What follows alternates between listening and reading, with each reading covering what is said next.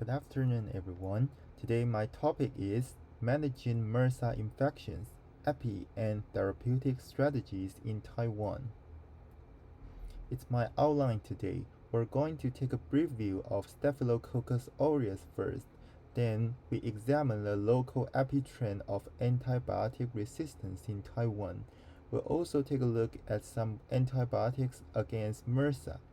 Lastly, let's think about if it is beneficial to prescribe empirical glycopeptides for patients before MRSA culture. The graph illustrates some fun facts about MRSA. In fact, methicillin was introduced in 1960.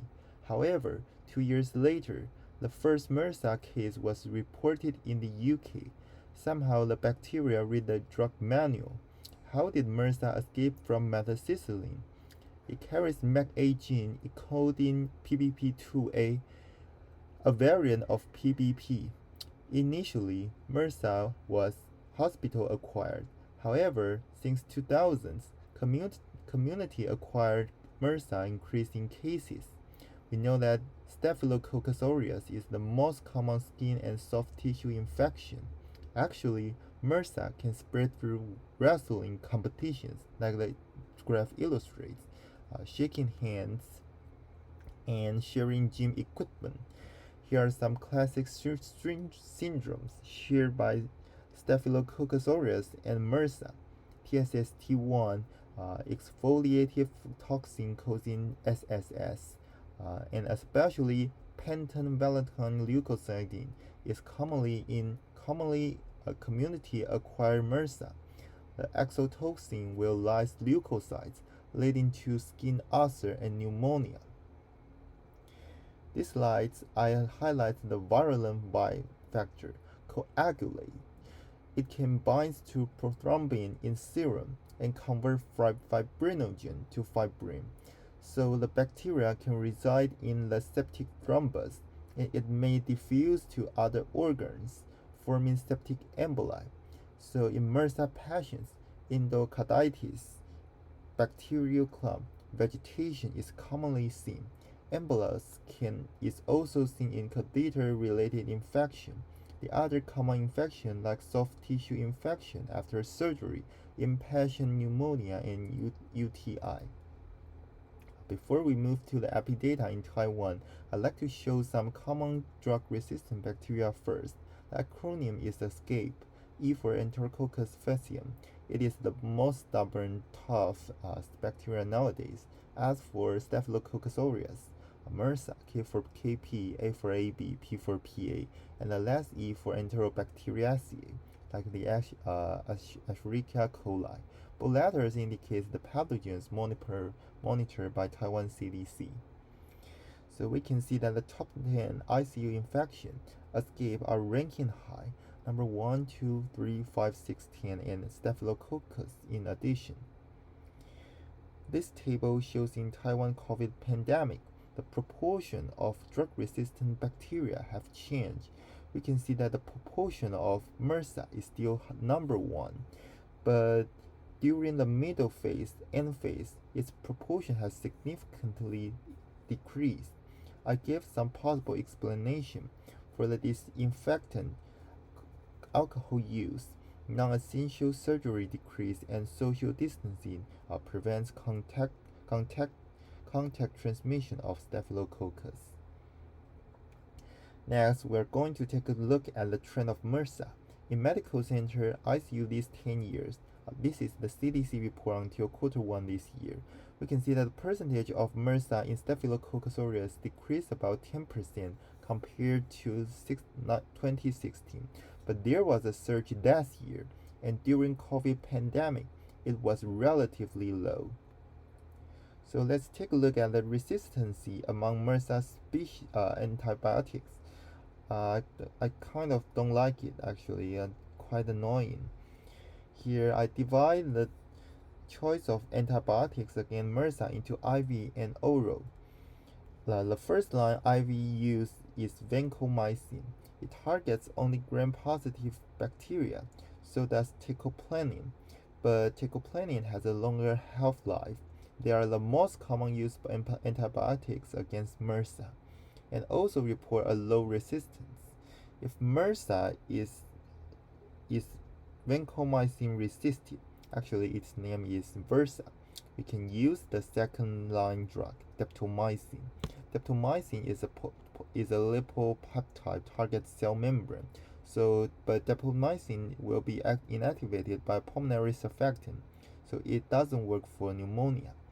So we can consider the broad spectrum tetracycline, especially the new drug tigecycline, but it is biliary elimination, so it doesn't work for UTI.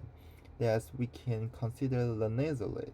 It is the salvage therapy.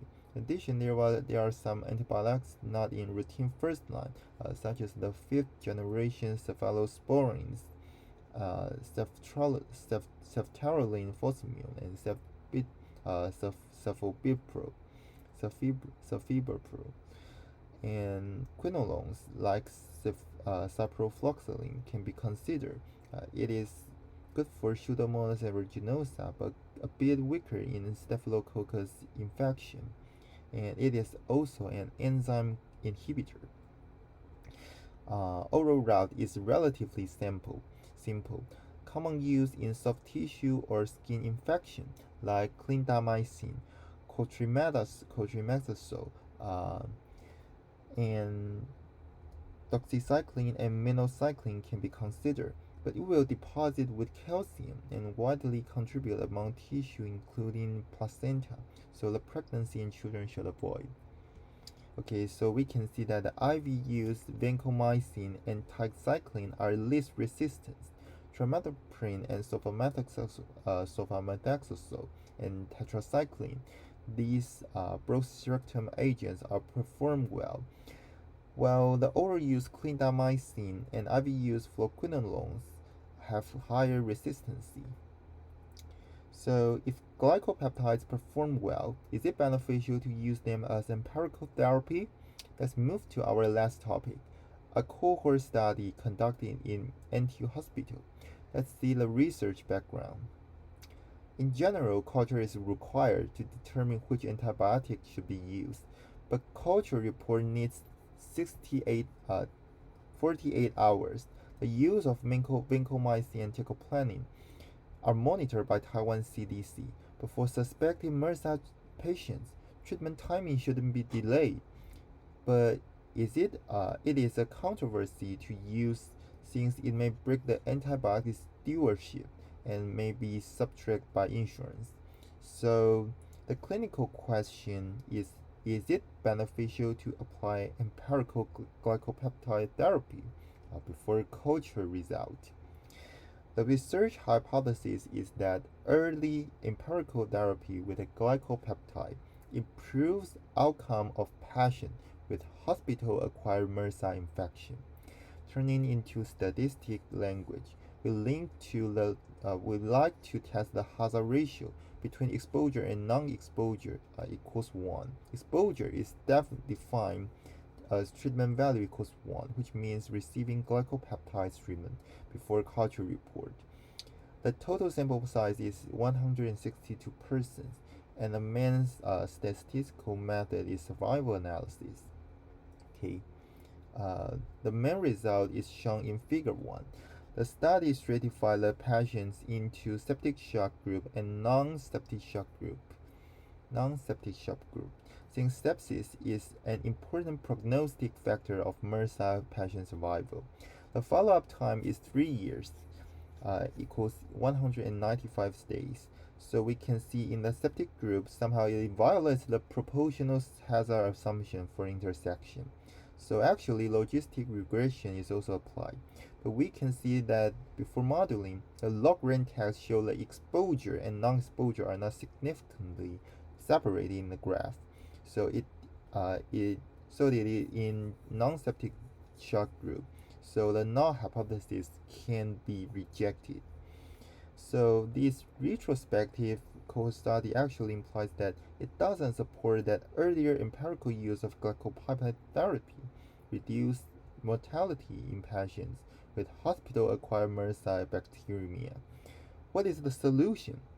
Early recognition and rapid diagnosis may be helpful. It may be achieved by molecular probe, and thus we can start the definitive therapy rather than empirical therapy. Here's the highlight today. We discussed the micro tests of Staphylococcus and MRSA. Then we examined the epi-trend in Taiwan. Lastly, through a cohort study article, we think about whether the empirical use of glycopeptide is beneficial. It's the end of my presentation. Thanks for listening.